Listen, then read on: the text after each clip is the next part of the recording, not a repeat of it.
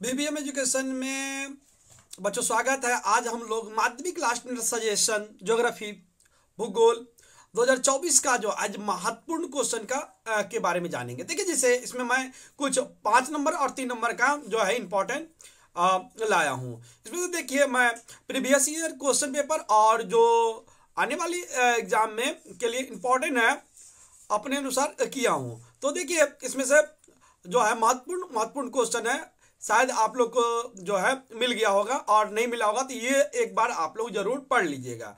तो एग्जाम में पूरा का पूरा ये आने की संभावना है।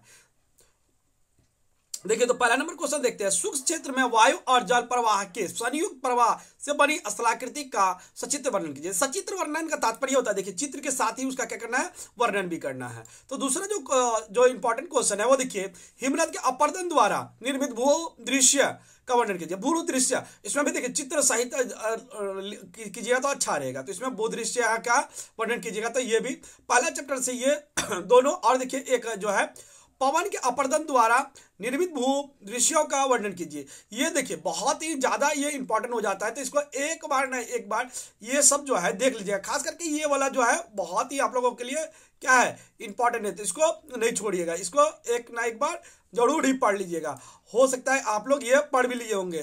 तो अगले क्वेश्चन की तरफ हम लोग बढ़ते हैं। अब देखिए, तीसरा नंबर जो क्वेश्चन है, भूत दृश्यों का वर्णन कीजिए।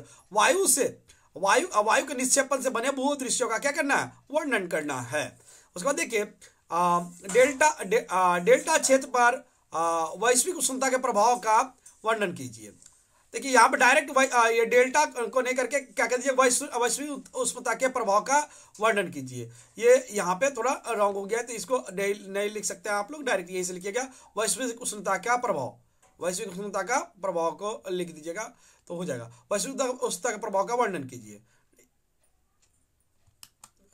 और नहीं तो इससे आपको ये भी पूछा जा सकता है, डेल्टा क्षेत्र में है वैश्विक उष्णता का क्या क्या प्रभाव पड़ा है। तो ये दोनों भी लिख सकते थे, ऐसा कुछ नहीं है।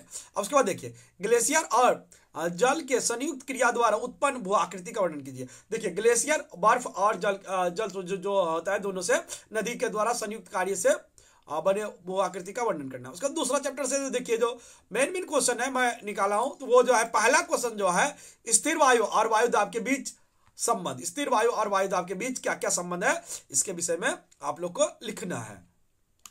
देखिए, तापमान में भिन्नता के कारण को लिखो। ये सबसे ज्यादा इंपॉर्टेंट बन जाता है मेरे अंदाज से। मुझे जो लग रहा है प्रीवियस ईयर के अनुसार, जैसे जो है ये जो है बहुत ही आप लोगों को इम्पोर्टेंट है, और आप लोगों के एग्जाम में आने की संभावना बन रही है। तो इसको आप लोग जरूर ही याद कर लीजिए। बाकी को भी याद कीजिएगा, लेकिन इसको खास करके इसको छोड़िएगा नहीं, इसको याद कर ही लीजिएगा। और उसके बाद देखिए, वायुमंडल के गर्म होने के तरीके को लिखो। वायुमंडल किस प्रकार गर्म होता है, इसको लिखना है।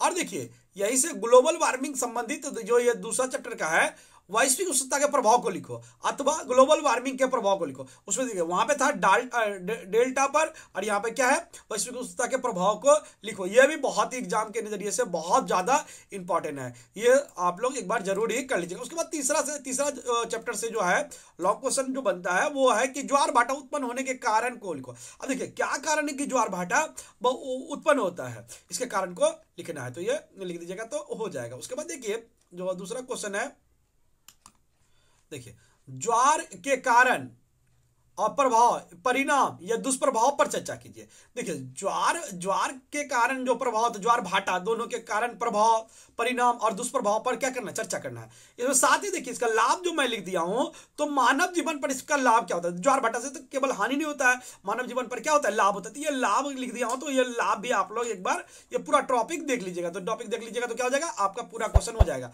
देखिए, उसके बाद जो मेन इंपॉर्टेंट क्वेश्चन बनता है, समुद्री धारा का जलवायु पर प्रभाव। समुद्री जो धारा का है, जलवायु पर क्या प्रभाव पड़ता है। उसके बाद पांचवा चैप्टर में बात करें तो पांचवा चैप्टर में है, देखिए, हिमालय को अक्षांश के अनुसार वर्गीकरण करें। अक्षांश के अनुसार हिमालय को क्या करना है, वर्गीकृत करना है। उसके बाद देखिए, जो इंपॉर्टेंट क्वेश्चन है, मेरे नजरिए से लग रहा है ये बहुत ही इंपॉर्टेंट है, भारत के पूर्वी और पश्चिमी तट मैदान के बीच अंतर। ये बहुत ही इंपॉर्टेंट है, तो इसको एक बार आप लोग देखिएगा, क्या इसको याद ही कर लीजिएगा, ज्यादा रहेगा। और आशा है कि आप लोगों को भी मिल गया होगा ये इंपॉर्टेंट क्वेश्चन। पश्चिमी हिमालय का स्थलाकृति पर चर्चा करें। अब पश्चिमी हिमालय का क्या करना है, स्थलाकृति के बारे में लिखना है। यहाँ पे देखिए जलवायु, भारतीय जलवायु पर मानसून के प्रभाव की चर्चा करिए, या भारत में जलवायु के नियामक के बारे में क्या जानते हो। ये देखिए भारत की जलवायु पर मानसून क्या प्रभाव पड़ता है, किस प्रकार प्रभाव डालता है, इसके बारे में आपको लिखना है। इसमें देखिए गेहूं जो है बहुत इंपॉर्टेंट है। गेहूं, चाय, कॉफी, धान की खेती के लिए अनुकूल भौगोलिक वातावरण पर चर्चा कीजिए। ये देखिए ये टॉपिक बहुत ही ज्यादा बनता है, खास करके जो ये गेहूं है बहुत ही इंपॉर्टेंट है, क्योंकि ये देखिए बहुत ज्यादा इंपॉर्टेंट है और कहीं ना कहीं ये एग्जाम में ज्यादा से ज्यादा बार पूछा गया है, इसलिए मैं स्टार मार दिया हूँ। कॉफी में भी और चाय भी पूछा है, तो खास करके गेहूं जो आप लोग के लिए बन जाता है बहुत इंपॉर्टेंट हो जाता है, इसलिए ये आप लोग एक बार देख ही लीजिएगा। उसके बाद देखिए पूर्वी और मध्य भारत में लॉ और इस्पात के उद्योग के विकास, ये छोटा नागपुर भी दे सकता है आप लोगों को, तो ये ध्यान रख लीजिएगा, ध्यान रख करके कीजिएगा, ठीक है। उसके बाद देखिए 7वां नंबर, पश्चिमी भारत में मतलब मुंबई, अहमदाबाद में कपास, यहाँ पे कपास हो जाएगा, बुनाई उद्योग के विकास के कार्यकुल को कपास, ये कपास रेप नहीं होगा, कपास क्या हो जाएगा। देखिए भारत में सूचना प्रौद्योगिकी उद्योग का विकास या सुधार क्यों हुआ, इसके कारण को लिखना है कि किस पर क्यों विकास हुआ है। तो ये बहुत ही इंपॉर्टेंट क्वेश्चन भी है आप लोगों के एग्जाम के नजरिए से, तो आप लोग जरूर इसको कर लीजिएगा। उसके बाद देखिए यहाँ जो दूसरा क्वेश्चन बनता है कि भारत में शहरी विकास के कारण, शहरीकरण की समस्या। देखिए भारत में जो शहर बन गए हैं लेकिन इसका विकास का क्या करना, समस्या क्या क्या होती है, इसको लिखना है। अब देखिए भूमध्य सागरीय जलवायु का वितरण एवं विशेषता को लिखना है। उसके बाद देखिए भारतीय अर्थव्यवस्था में परिवहन के महत्व पर चर्चा। भारतीय अर्थव्यवस्था में किस प्रकार जो परिवहन है महत्व रखता है, इसके बारे में चर्चा आप लोगों को करना है।